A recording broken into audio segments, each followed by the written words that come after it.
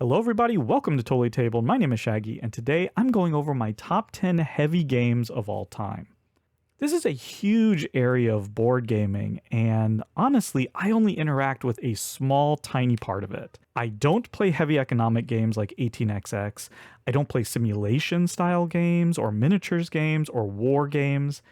These are subgenres that dominate the complex board game space, and I'm just not interested in any of them personally. That means my list of heavy games is probably going to skew a little lighter and a bit more Euro-y, if that's a word, which it isn't. So keep that in mind as we dive into the deep end of the board game pool. My number 10 is Antiquity. I could have included any game from Splotter. Many people might put Food Chain Magnate or The Great Zimbabwe, Roads and Boats, all excellent, but Antiquity is currently my favorite. I am drawn to the city building theme and I love tile laying games. And so here you're growing your city by placing these polyomino tiles, which represent different buildings, into your personal city grid. The little houses give you workers, and the other buildings give you special abilities and let you place workers on a hex map to work the land, getting wood and stone and fish.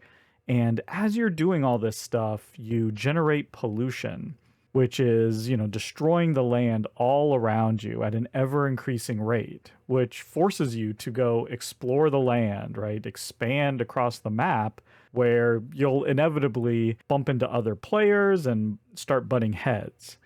The pollution makes for, a lot of tough decisions and a ton of tension because, like a lot of the other Splotter games, you can really torpedo your civilization with just a couple of bad choices. You have to be very careful. There's also this cool mechanism where you get to decide between 5 different victory conditions. You can wait to pick which one you go after, but once you've made the decision, you get a special ability that's actually a really big deal. So you have to decide, do I wait and sort of let things shake out a little bit, or do I jump on one of these victory conditions and get that ability early? Anyway, you should definitely try this one out if you haven't. That's my number 10, Antiquity. Number 9 is Agra. This is one of those hidden gems that hasn't cracked the Board Game Geek Top 1000, and I don't know why this one was overlooked. But if you enjoy resource conversion, recipe fulfillment, heavy euros, then you should definitely try to give this one a play. This is essentially a worker placement game where you have to pay money, which is also victory points, to your opponent to use a space that they've already used. The star of the show here is this massive production tree with 16 different resources. You start by producing 4 different raw goods, and each of those can be further processed to 3 different levels. You can use these goods to build buildings and to woo notables, which will give you special abilities. There are also multiple currencies. I mentioned money, but there are also meditation points that you can earn by laying your workers down, which lets you do additional special actions on your turn. But with your worker lying down, it's no longer earning money when your opponent goes to the space. This is just really good Euro-y stuff, and it's my number 9, Agra. Number 8 is Dominant Species. This is an in-your-face, super competitive area majority game with a theme that perfectly syncs up with the mechanisms. You play as an actual animal species trying to populate and expand across the earth. You might be the insects or reptiles or birds. You are doing sort of 2 levels of area majority. Whoever has the largest population on a tile scores points, but the species that has access to the most food on that tile is considered dominant and can trigger these event cards with super powerful effects. So you can evolve your species to be able to eat different food, change the type of food available, explore and grow the map, migrate your population around the world, fight other species, and control where these tundra tiles grow as sort of the ice age slowly approaches. This game is brutal, and you don't always have a ton of control, but everything is just so thematic. I have always enjoyed my number 8 Dominant Species. Number 7 is Anachrony. Once again, this is Mind Clash, and I could have put any one of their games on here. I really enjoy Tricurion, for example.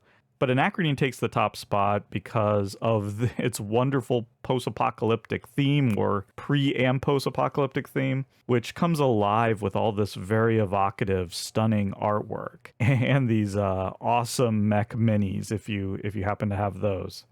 But also the worker placement in Anachrony features one of my favorite underutilized mechanisms, which is workers with different powers. Certain spaces require certain workers and give bonuses if a particular worker is used. To take actions on the central board, you need to place your workers in a mech suit, which requires resources to sort of power those up. However, on your own board, you can place workers without using mech suits. It all really forces you to make a plan and then pivot when someone takes the space or the resources you need. There's also this clever time travel mechanism where you can send resources from the future back to the past or to the present and to use now, but you have to pay for it later or risk creating a time paradox. It's really just a fancy loan system, but you gain points by paying off your debts. The whole package is just a ton of fun. That's my number 7, Anachrony. Number 6 is A Feast for Odin. Most Rosenberg games I would consider medium heavy, but I think this one just barely ticks over the line for me because it just always causes my brain to swim with possible actions, and I have trouble seeing my way to make good strategic decisions. I feel like I end up really chasing after the low-hanging fruit in this game, and I don't really end up scoring as well as I should. But I find this game so satisfying, especially when playing solo. You can check out my top 10 solo games of all time for more discussion on this game, but it just feels like there are so many potential avenues you can explore, and it just never feels like I'm being as efficient as I could or should be. But I think I'm going to go on record and say that there is nothing more satisfying in all of board gaming than filling up all those little negative point spaces on your board with those polyomino pieces. It's just so addictive. That's my number 6, A Feast for Odin. My number 5 is Madeira. What's Your Game is another company that produces a bunch of heavier Euros that I really enjoy. Nippon is another one worth checking out if you're interested. But Madeira is their crunchiest and my favorite.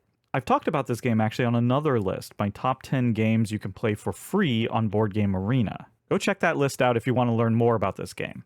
One thing that really distinguishes Madeira from a lot of other heavier Euro games is that scoring is very simple. It reminds me a little bit of Antiquity in that way, in that you are actually drafting and then choosing each round what scoring condition you want to achieve.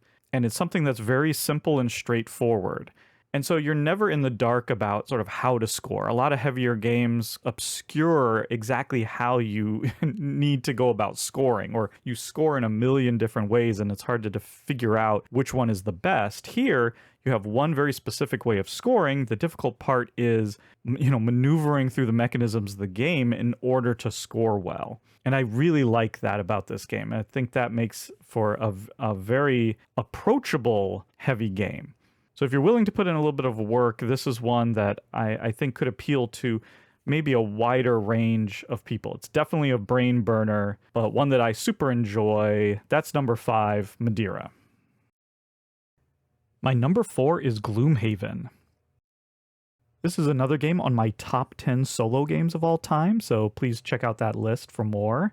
I don't own too many dungeon crawl games. I like that theme and I like the fantasy world, but I play Gloomhaven for just the satisfying, puzzly card play. When you figure out how to play 2 perfect cards that let you take out a group of enemies or complete an objective at the last moment, that rivals A Feast for Odin on the satisfying scale. It's very close. I also love any game that lets me slowly upgrade my character, right? Slowly evolving and growing and getting more powerful, adding more combos. I mean, what can you say? This is the number 1 board game on Board Game Geek for a reason. But on my list, it's number 4, Gloomhaven. Number 3 is PAX Premier 2nd Edition. This is another one where the rules are not as complex, but it's like the decision space, it's that gameplay space that elevates this into the heavy realm for me. You are mostly just drawing cards into your hand, playing cards in a row in front of you, and taking actions on these cards. The cards let you put out armies and camps on the board, letting you control different regions, and you're also putting out spies onto your opponent's cards, trying to mess with them.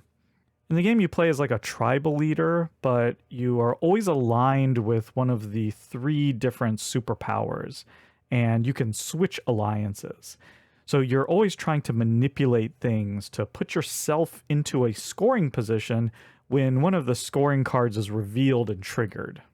Timing is everything, and that maneuvering can be subtle and sort of difficult to grok. I always find myself struggling to wrap my mind around the strategy here, but it just feels so unlike any other game I play. I absolutely love it. Number 3, PAX Premier 2nd Edition.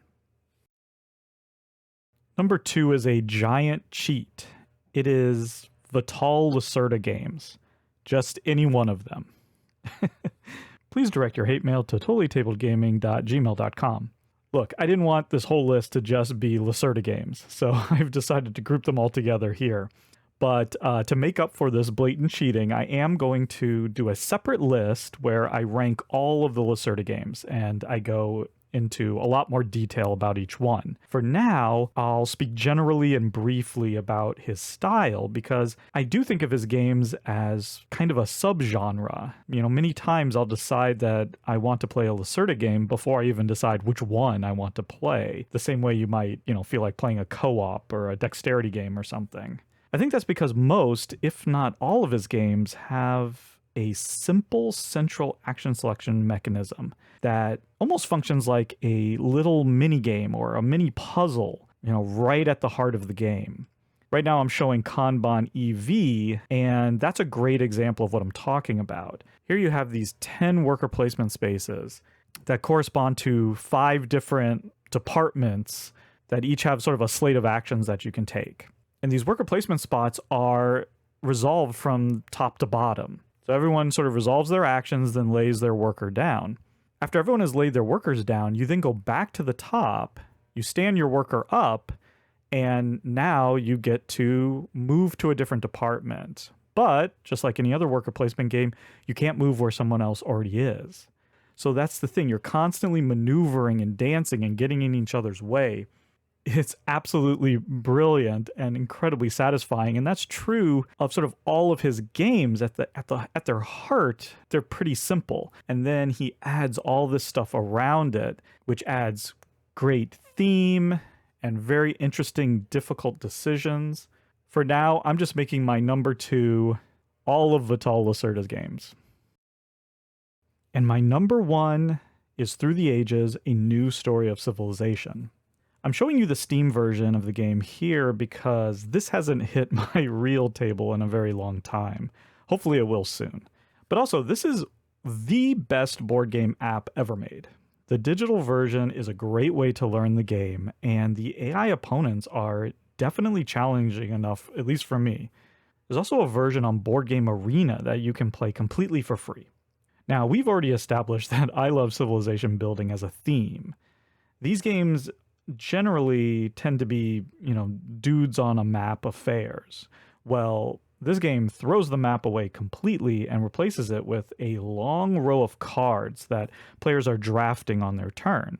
You have a certain number of action points, and you use them to draft cards and then to play the cards, which usually require you to spend a science resource. And on many of the cards, you can spend stone to put a population cube on the card to produce resources or culture, which is victory points, or military power, things like that.